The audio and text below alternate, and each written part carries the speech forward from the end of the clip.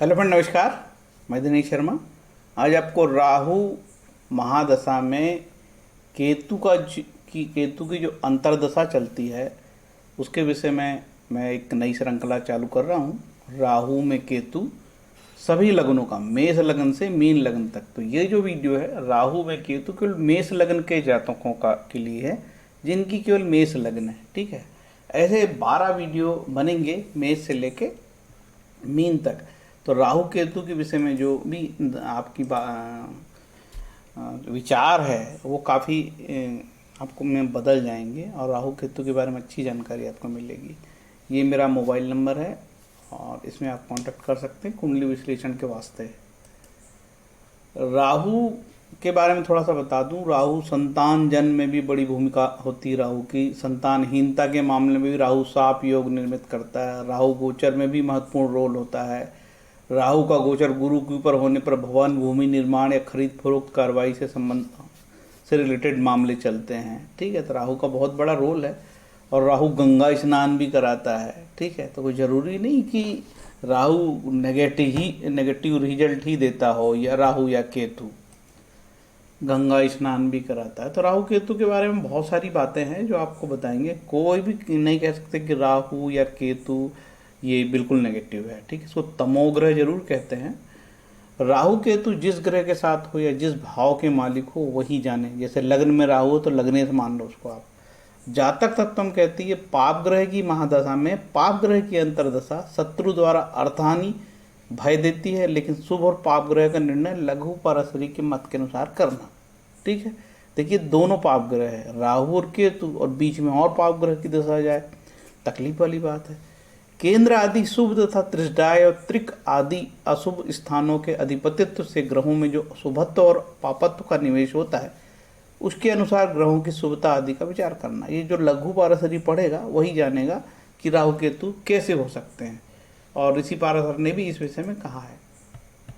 देखिए आपकी दशा चल रही है राहु में केतु की। राहु में केतु की दशा 12 माह 18 दिन चलती है। ठीक है, 12 माह 18 दिन की ये टोटल होती है।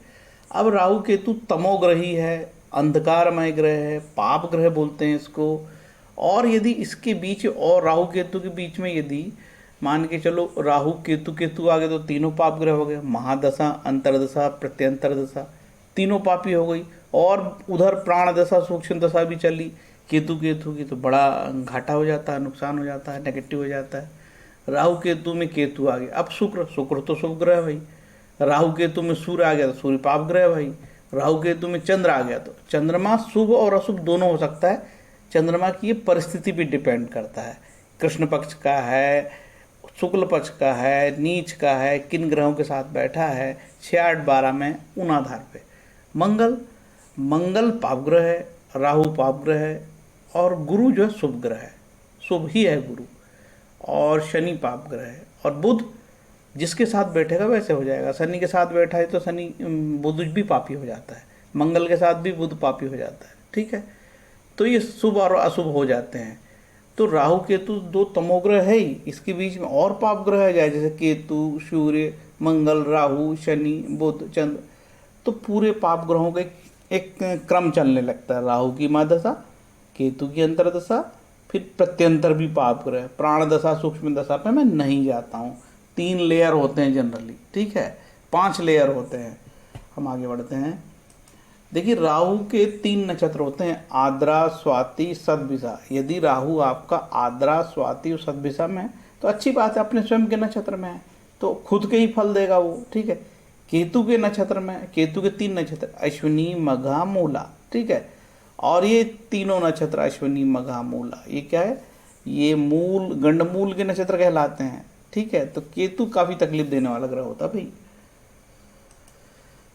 राहु तमोगुणी अंधकार रूपी ग्रह है, अंधा ग्रह कहते हैं इसको। किस रूप से अपने फल देगा, जब तक कोई अन्य ग्रह उसे सहयोग नहीं देगा। ठीक है, अंधा ग्रह है।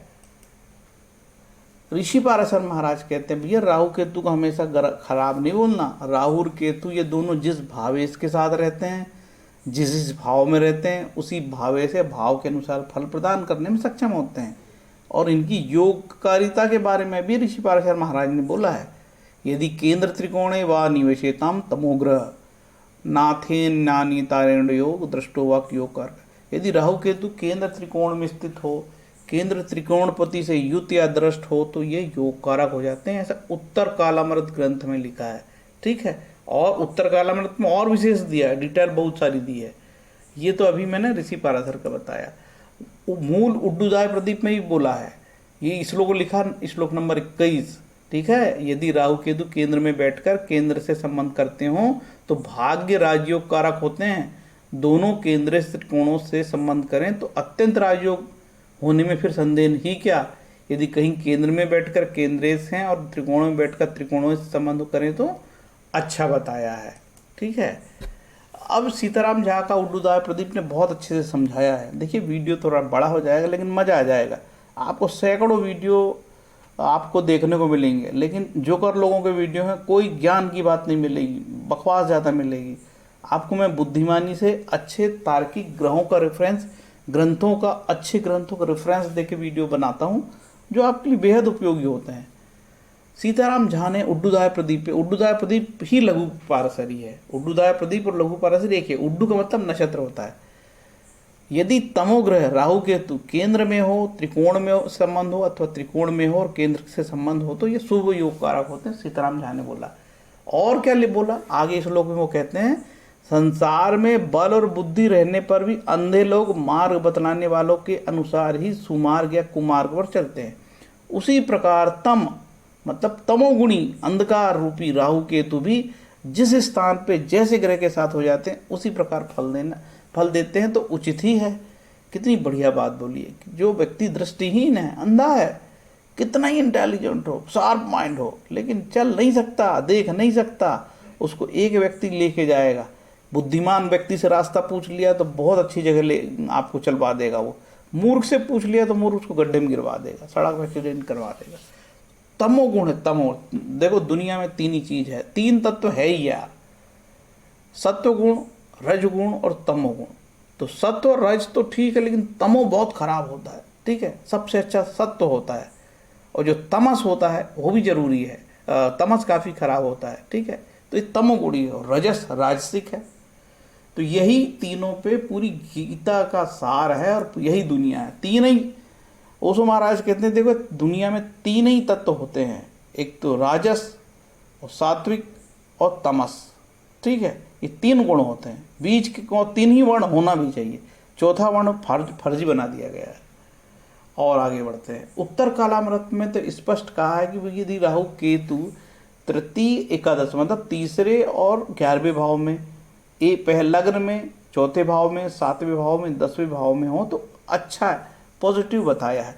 और कहा है कि उनकी राशियां भी बताया है कि वृश्चिक राशि में क्रमशः उच्च के होते हैं, केतु और वृषभ और उच्च के होते हैं। इसमें बड़ा मतभेद है यार, लेकिन इस विषय में मैं आगे नहीं पढ़ूंगा, ठीक है। काफ़ी मतभेद है, राहु और केतु की क्या क्या राशि होगी इसमें बहुत मतभेद है। ये मैंने एक चार्ट लगा दिया है लघु पाराशरी सिद्धांत मेजर खोज से। देखिए आप उसमें सर्वार्थ चिंतामणि कहती है कि भाई राहु जो है ना, राहु की मूल राशि कर्क है, मूल त्रिकोण राशि, उच्च राशि वृषभ है और नीच राशि वृश्चिक है। अब आगे दूसरा जो एस्ट्रोलॉजर नवाथे साहब कहते हैं नहीं यार वृश्चिक राशि नहीं, नवाथे साहब कहते हैं, जातक चंद्रिका कहती है कि धनु राशि इसकी नीच राशि है। फिर हम आ जाते हैं बृहत जातक में, बोला कि नहीं इसकी तो बृहत जातक में देखो मौन है। नेमी जैन भारतीय ज्योतिष में कहते हैं कि वृश्चिक जो राशि इसकी नीच राशि है। अब राहु विचार में काटवे साहब कहते हैं धनु इसकी नीच राशि है, और मान सागरी वाले भी इसका कुछ और ही बताते हैं, तो अलग अलग है। तो राहु केतु की राशि कौन सी होगी, उच्च की और नीच की। जनरली मैं जो मानता हूँ कि वृश्चिक राशि राहु की नीच होती है और वृषभ राशि इसकी उच्च की होती है, मेरा ऐसा मानना है, ठीक है। अब आप लोग इसमें काफ़ी मंथन की बात है। देखिए राहु और केतु के बारे में जनरली कहा जाता है ये अदृश्य ग्रह है, इनके रूप रंग आकार अज्ञात है। ये सूर्य और चंद्रमा के नोड्स कहलाते हैं। राहु चंद्रमा का नोड है, सूर्य और केतु सूर्य का नोड है, छाया ग्रह है। ये दोनों जिस राशि भाव में होते हैं तदनुरूप फल देते हैं। ये दोनों ग्रह की अपेक्षा, ये दोनों ग्रह और ग्रह की अपेक्षा ज़्यादा बलवान होते हैं। ये खास बात है कि ये दोनों ग्रह और ग्रह की अपेक्षा ज़्यादा बलवान होते हैं। इसलिए काफ़ी कष्ट देते हैं। राहु केतु का राशिपति बाधक बन जाता है। राहु जिस राशि में बैठा होगा उसका राशिपति भी तकलीफ देने लगता है। जैसे राहु वृषभ में बैठा तो शुक्र भी हमको तकलीफ देने लगे, कहो। ये सदा उल्टे चलते हैं, वक्र गति से चलने वाले हैं। राहु केतु के साथ रहने वाले ग्रह निर्बल हो जाते हैं। आपने सुना होगा कि चंद्रमा राहु से पीड़ित हो गया, मंगल राहु से पीड़ित हो गया, गुरु राहु से पीड़ित हो गया, राहु गुरु चंडाल योग बन गया कहते हैं। राहु केतु उसी तरीके से केतु के साथ कोई ग्रह हो गया तो ये राहु केतु दोनों नोड जो है ये नेगेटिव बात है। तो राहु केतु में और भी बहुत सारी बातें हैं, धीरे धीरे बताते हैं। देखिए, केतु के 3 नक्षत्र है और राहु के 3 नक्षत्र, ये मैंने बता दिया है, रिपीट नहीं कहूँगा। अब राहु की जो दशा होती है ना, राहु की दशा, राहु में गुरु, राहु में शनि, राहु में बुध और राहु केतु, तो मैंने 3 वीडियो इसमें श्रृंखला बना चुकी है। राहु बृहस्पति, राहु शनि, राहु बुध, ये जो श्रृंखला मेरी चल रही राहु में केतु, ठीक है। इसमें भी 9 अंतर दशाएं होती है, प्रत्यंतर दशाएं होती है। राहु की महादशा, केतु की अंतरदशा, फिर 9 प्रत्यंतर होते हैं। वो कैसे होते हैं? केतु, शुक्र, सूर्य, चंद्र, मंगल, राहु, बृहस्पति, शनि, बुध, इस तरीके की पूरी श्रृंखला चलती है। राहु का जो है ना, इसकी कारकत्व है, मैं यहाँ पे नहीं बताऊंगा, बस मैंने लगा दिया, आप वीडियो देख के रोक सकते हैं। ये केतु का कारकत्व है, ठीक है। और ये फिर केतु के कारकत्व मैंने बहुत अच्छे से आपको दिखा दिए आपकी जानकारी के लिए। मैं ये कारकत्व यहाँ दी मैं बताते रहूँगा तो मेरा वीडियो कभी ख़त्म नहीं होगा। मैं वीडियो श्रृंखला ये मेष से लेके मीन तक बनाने वाला हूँ, तो ये श्रृंखला आपको ज़रूर देखिए, काफ़ी उपयोगी है। राहु की महादशा 18 वर्ष चलती है और जब राहु में केतु चले तो ये आपको जो है 12 माह 22 दिन का चलता है, 12 माह चलेगा, ठीक है। 12 माह और 22 दिन, ठीक। ये 12 माह 22 दिन यदि आपके केतु 8वें स्थान पे हो, 6ठे स्थान, 12वें स्थान पे हो तो तकलीफ दे हो सकता है यार, और पीड़ित हो। फलित के कई तरीके हैं, यहाँ पे मैं जनरली लघुपार असरी और ग्रहों की बैठक के अनुसार फल बताने का प्रयास करूँगा। मुझे नहीं पता आपका राहु कहाँ बैठा है, कैसे बैठा है। मैं सिद्धांतों का विश्लेषण मोटा मोटा कर रहा हूँ। ज्योतिष में हजारों सिद्धांत, ये तो नाम मात्र का, मैं 5% भी नहीं बता रहा हूँ आपको, ठीक है। जनरली ऋषि पाराशर महाराज के रूल है कि कोई ग्रह यदि जो है जनरल रूल है कि कोई ग्रह यदि केंद्र में बैठे और मूल त्रिकोण में बैठे तो शुभ है, यदि 6, 8, 12 में बैठे तो वो अच्छे फल नहीं देता, और दूसरे और 7वें स्थान पे होता, मारक स्थानों में होता तो शुभ फल नहीं देता। अब ये भी देखा जाता है कि राहु केतु के बारे में तो कुछ कह ही नहीं सकते। यदि राहु जहाँ है उसके सामने ही केतु होगा, ये 6, 8, 12 का यहाँ चक्कर तो चलेगा नहीं।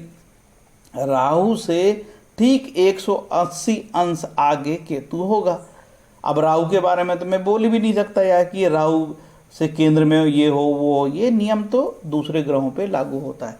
इसीलिए राहु केतु की जो अंतर्दशा है ये स्पेसिफिक हो जाती है, स्पेशल हो जाती है। जनरली राहु केतु षडाष्टक भी नहीं होते और द्विदादश भी नहीं होते, तो ये बात भी यहाँ पे लागू नहीं होती। और दूसरी चीज़ मैंने कई ग्रहों दूसरी की बताया कि यदि नवम पंचम होते ये भी लागू नहीं होते। राहु केवल 1 और 7 का योग से ही चलेगा। राहु के आगे केवल 2 चीज़ होगी और वो होगी राहु यदि जहाँ है वहाँ से 7वें स्थान पे केतु होगा। अब हम मेष लग्न की बात कर रहे हैं, ठीक है। मेष लग्न में क्या बाधक राशि होगी? मेष लग्न में आपकी जो ना शनि एकादश भाव 11 नंबर बाधक होगा, ये 11 नंबर ये बाधक राशि कहलाएगी मेष में, ठीक है। ये तब कहलाएगी जब मांदी से इसका कोई कनेक्शन हो शनि का, या शनि महाराज यहाँ मांदी हो, या शनि महाराज मांदी के साथ हो, या शनि महाराज मांदी को देखते हो तो बाधकेश कहलाएगा। ऐसा जातक परिजात में लिखा है। केवल इसी आधार प्लेन आधार पे हम इसको नहीं कह सकते कि 11 भाव बाधकेश होगा।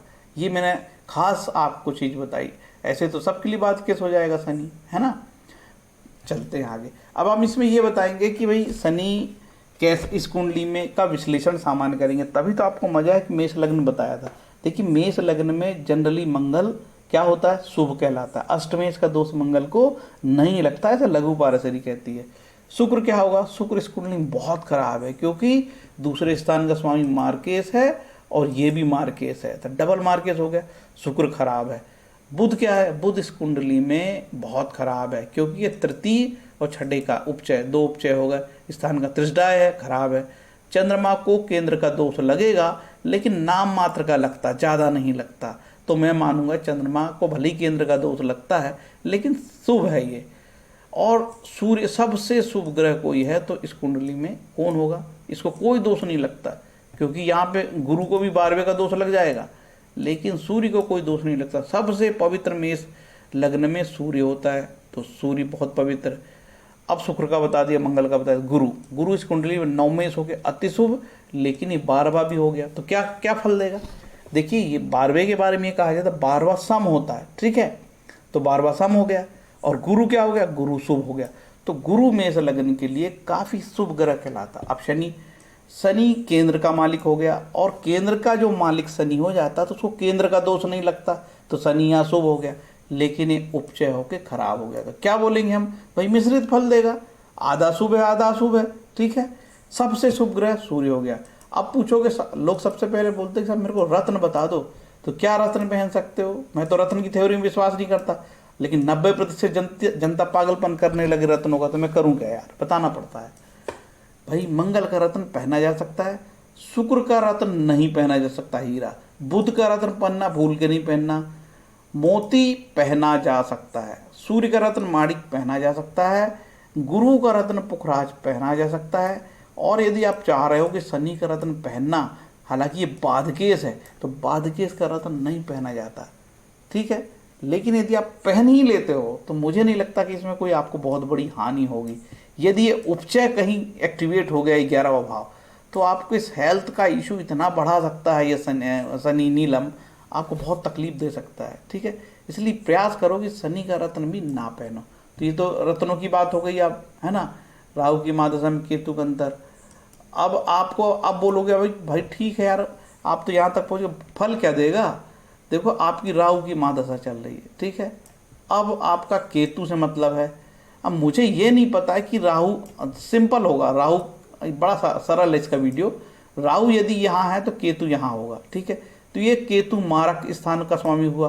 केतु किससे कंट्रोल होगा, केतु शुक्र से कंट्रोल होगा। शुक्र आपका इस कुंडली में शुभ नहीं है, तो क्या होगा राहु केतु की दशा में, ऐसी स्थिति में आपके साथ प्रॉब्लम होगी, पत्नी से विवाद हो सकता है, पार्टनर धोखा दे सकते हैं, ठीक है। अब चूंकि मारक है तो हेल्थ का इशू बनाता है कई बार। अब ये भी देखा जाएगा कि शुक्र कहाँ बैठा है, शुक्र पे भी डिपेंड करता है। अब राहु आपका दूसरे स्थान पे है, तो केतु ऑटोमेटिक यहाँ आ गया, ठीक है, कहीं जा ही नहीं सकता। अब देखो, ये मारक स्थान और ये सबसे बुरा स्थान, यहाँ की स्थिति जब चलेगी राहु केतु और बीच में और पाप ग्रहों की दशा चलेगी, तो जातक को बहुत कष्ट हो सकता है। ये अति सावधान रहने का समय जातक के लिए है, ठीक है। अब आपका राहु यहाँ पे आ गया, तो केतु तो यहाँ अपने आप चलेगा, ये तो मशीन की तरह चलेगा यार, है ना। तो ये तृतीय राहु के बारे में ज़्यादा बुरा नहीं बोला है कि त्रिशदाय में बैठे ग्रह अच्छे फल देते हैं, ये भी शुभ हो गया। और ये नवम त्रिकोण में बैठा है, तो ये अच्छे फल देगा। लेकिन व्यवहार में हमने ये देखा है कि यदि ये गुरु कहीं नीच का हो जाए, यदि ये गुरु कहीं 6, 8, 12 में बैठा है, तो ये केतु भी कई बार तकलीफ देगा। क्या करेगा, धर्म भाव की कमी कर सकता है, ठीक है। पिताजी की डेथ हो जाती है, ऐसे मामले में पिता से अनबन हो जाती है, पिता को कष्ट होने लगते हैं, ठीक है। या धार्मिक यात्रा हो सकती है, लंबी यात्रा हो सकती है, ठीक है। अब चलेंगे, केतु यदि 10वां है तो सिंपल है, राहु यहाँ होगा, तो क्या फल देगा केतु। 10वें स्थान पे केतु के लिए कोई नेगेटिव बात नहीं बोली गई है, और न चौथे स्थान पर राहु के लिए कोई नेगेटिव बात बोली गई है, ठीक है, क्योंकि ये दोनों त्रिकोण केंद्र में है। तो अब ये जो केतु है ना, आपको शनि के फल देगा, शनि के अनुसार देगा। अब ये शनि कहाँ है, आपका शनि कहीं यहाँ बैठा हो, ठीक है, तो शनि अनुरूप फल देगा, तो खराब देगा फल ये, ठीक है ना। और शनि कहीं आपका छठा बैठा हो, शनि आपका 8वां 12वां बैठा हो, तो ये केतु शनि के अनुरूप फल देगा। और केतु के साथ कहीं दूसरे ग्रह आ गए तो उसके अनुरूप भी फल देगा। इसीलिए फल बताना बिना कुंडली देखे आसान नहीं है, ये केवल सिद्धांत का विश्लेषण है। अब आपका 11वां केतु हो गया, तो निश्चित रूप से राहु तो यहाँ नहीं है, क्योंकि ये 180 अंश का मामला है। तो 11वां केतु उपचय में कोई बहुत बुरा नहीं बताया है लघु पाराशरी में और ना ऋषि पाराशर में, तो ये ठीक है, ठीक है। क्या फल देगा, अब ये शनि अच्छा है तो बहुत अच्छा, शनि बुरा बहुत बुरा। ये केतु के साथ और भी ग्रह हो सकते हैं, उसका रूप भी ले लेता है केतु। कई बार केतु मंगल के साथ है तो मंगल का असर करने लगता है। तो यहाँ पे केतु जनरली यदि खराब फल देगा तो लाभ में थोड़ी सी कमी कर सकता है, बड़े भाई को हानि दे सकता है। और यदि पॉजिटिव दे तो आपके लाभ बढ़ा सकता है, बड़े भाई को तरक्की हो सकती है, बड़ों से आशीर्वाद मिल सकता है, कुछ चीज़ें प्राप्त हो सकती है आपको 11वें भाव के अनुसार, कुछ उपलब्धियां प्राप्त हो सकती है। ठीक है। अब केतु आपका 12वां पहुंच गया तो राहु आपका छठा हो गया। देखिए छठे राहु के बारे में बहुत नेगेटिव बात नहीं कही जाती है, ठीक है, लेकिन ये भी त्रिष्टाय है। केतु 12वां जो है मोक्ष प्राप्ति का कारक होता है, और मीन राशि का केतु तो काफ़ी शुभ होता है, ऐसा बड़े एस्ट्रोलॉजर ने खासकर के.एन. राव साहब ने बताया है। ये 12वां केतु जातक का व्यय करा सकता है। अब चूंकि गुरु की राशि में है, गुरु शुभ है, तो शुभ मामले में अच्छे कामों में व्यय करा सकता है। ठीक है। आपको हॉस्पिटल पहुंचा सकता है, आपको जेल कोर्ट कचहरी तक पहुंचाने की ये ताकत इसकी है, बशर्ते कि इसका जो मालिक गुरु है ये कहीं नीच का हो, या 8वां हो, यहाँ बैठा हो तो भी प्रॉब्लम हो सकता है। ठीक है। क्योंकि ये तो फिर केतु के शुद्ध, यहाँ यदि गुरु बैठा होगा तो पूरा का पूरा 12वें भाव के रिजल्ट मिलेंगे। तो 12वां केतु के बारे में बोलते हैं कि न्यूट्रल यार, कोई अच्छे ना बुरे दोनों रिजल्ट नहीं देगा। ठीक है। तो यहाँ केतु आपको तकलीफ दे स्थिति बन सकती है आपकी, यदि गुरु आपका कहीं नीच का हो गया तो, यदि यहाँ गुरु नीच का हुआ तो आपके काम धंधे में बहुत नुकसान पहुँचा सकता है केतु। ठीक है। तो इस तरीके से ये केतु लग्न में आ गया तो आपका ये यहाँ पहुँच गया, पूरा चक्र चल गया। अब राहु 7वां, ये पत्नी स्थान, पार्टनर स्थान। ठीक है। और साथ में अब केतु, फल तो केतु को देने हैं। केतु क्या करेगा लग्न का केतु, लग्न को भी त्रिकोण माना जाता, कोई बुरा नहीं है। ठीक है।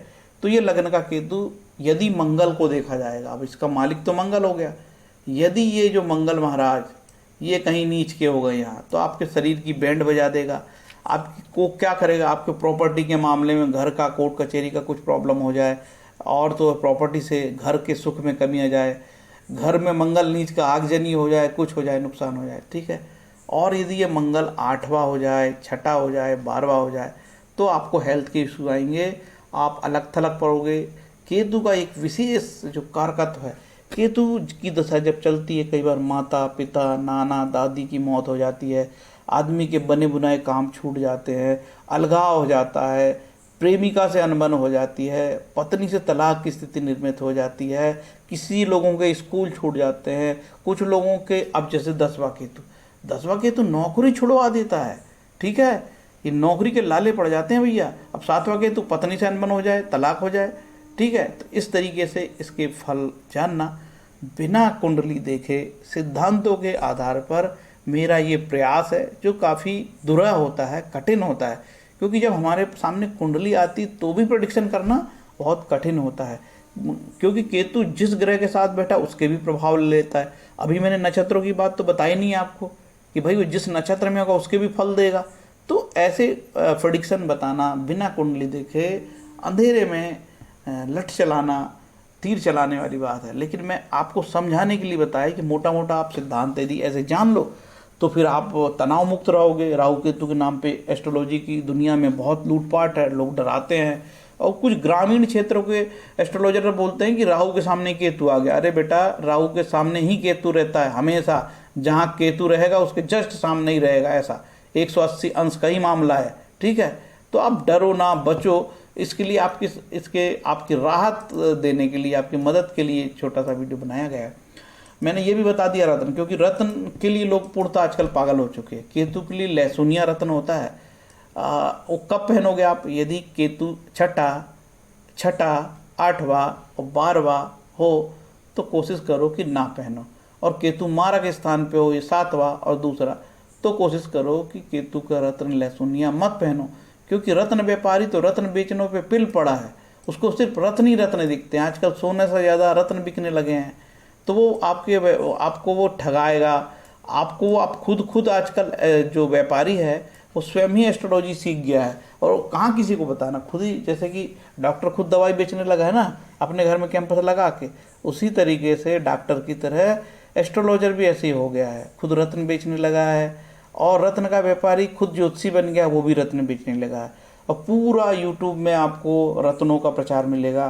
टीवी में जो सुबह से आ जाता है ना, जिसने 25 लाख रुपए दे के चैनल को समय खरीदा है, सुबह से हम टम फट बताता है, वो गुरुजी भी रत्न का बड़ा वो है, व्यापारी है, उसको रत्न से कमीशन बहुत मिलता है, तो बेचारा वो रत्न बताता है। वो क्या करेगा बेचारा, उसको तो पेट पालना है, पेट पालना है, दिल्ली में रह रहा है। अब 25 लाख रुपए 20 लाख रुपए में आज तक वाले समय देते हैं, कोई जी न्यूज़ में आता है, कोई एनडीटीवी में आता है, तब वो 25 लाख रुपए महीने का दे रहा होगा समय, उसका जो अनुबंध होगा, तो बेचारा वो रत्न बेचेगा।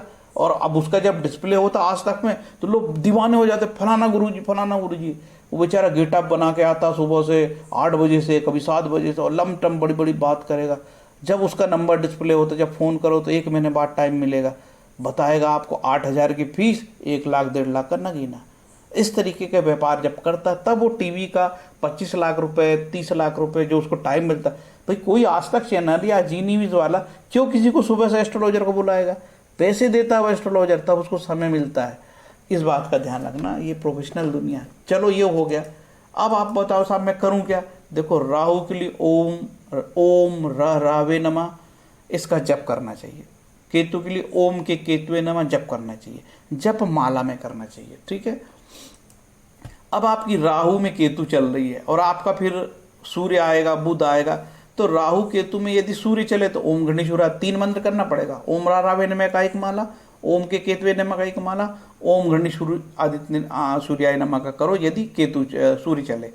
चंद्रमा चले तो ओम सुषमाय नमः, बुध चले तो ओम बम बुद्धाय नमः, ओम, और यदि मंगल चले तो ओम अमंगारकाय नमः, ओम ब्रह्म बृहस्पताय नमः, ओम शम शुक्राय नमः, ओम सम शनश्चराय नमः, ओम रावे नमः, ओम के केतु नमः।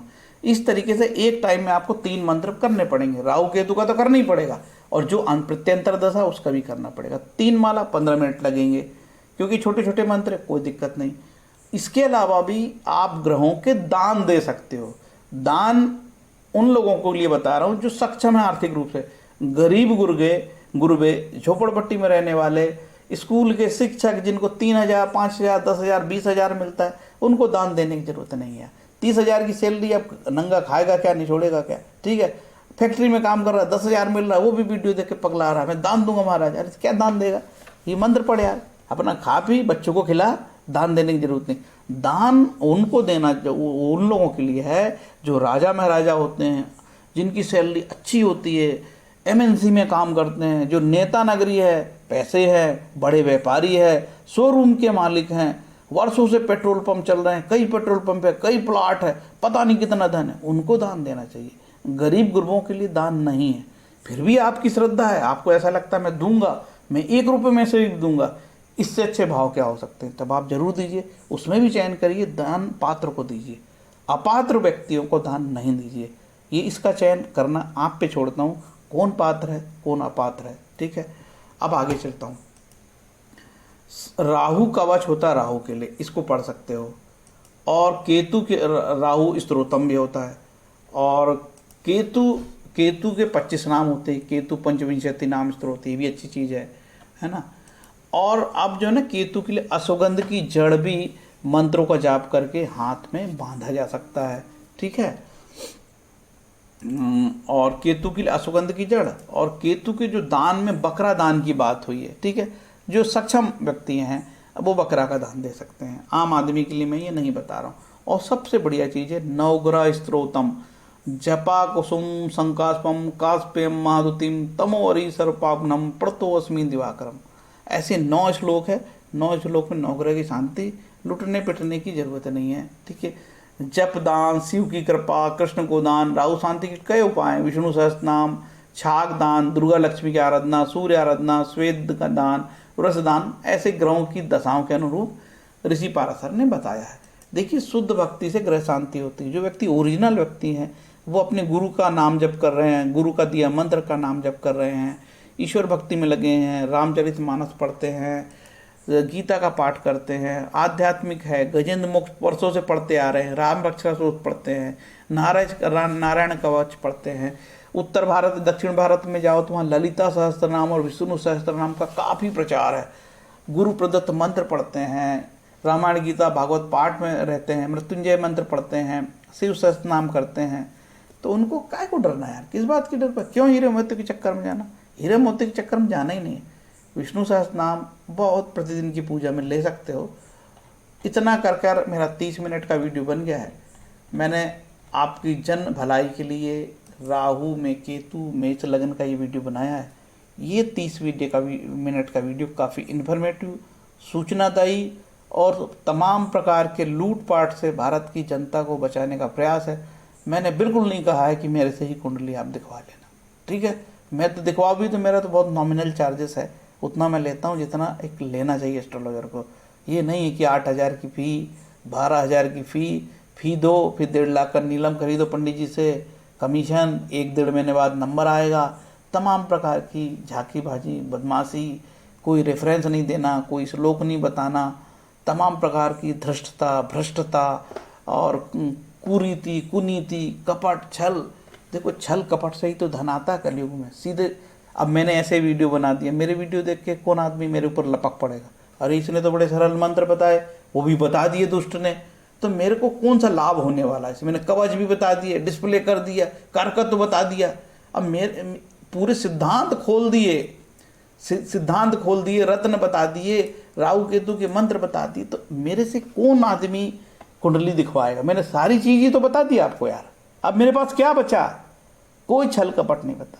तो जो भाग्यशाली व्यक्ति ये वीडियो देखेगा वो उसको भाग्यशाली है, वो उसने ऋषि मुनि के, ऋषि पाराशर के ओरिजिनल जो मैसेज है वो डिलीवर कर दिया हमने आपको। लघु पाराशरी का जो ओरिजिनल मैसेज है वो डिलीवर कर दिया हमने आपको। ये मैसेज जिसको डिलीवर हो गया, आप अपने किसी संगी साथी को, अपने दोस्त को, भाइयों को भी ये मैसेज डिलीवर कर दो। राहु केतु तो डरने की जरूरत नहीं। फिर बोलता हूँ, जो प्रारब्ध है वो घटता है, उसको नहीं रोक सकते। राहु केतु, महान ऋषि पाराशर महाराज कहते हैं कि जो जातक ग्रहों के मंत्र पढ़कर ग्रहों से अपने कल्याण हेतु निवेदन करता है, ग्रह उस जातक का कल्याण करते हैं। इतना जान लो, काफ़ी इन्फॉर्मेटिव वीडियो था। बहुत सारी बातें मैंने बताई है, जितनी बता सकता था मैंने सब बताई है, और पूरी ताकत मैंने इस वीडियो को बनाने में लगाई है।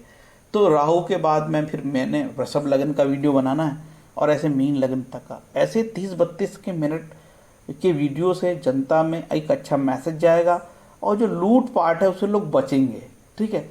मैंने कुछ लोगों का भी धन बचा लिया, तो ये मेरे जीवन में बड़ी उपलब्धि हो गई कि अब जैसे जो बेचारे गरीब है, मजदूर है, वो भी वीडियो देखने लगे यार। जब से इंटरनेट हाथ में आ गया, मोबाइल आ गया, वो भी राहु केतु लहसुनिया तो घूमे के चक्कर में, तो इसके चक्कर में रहते हैं।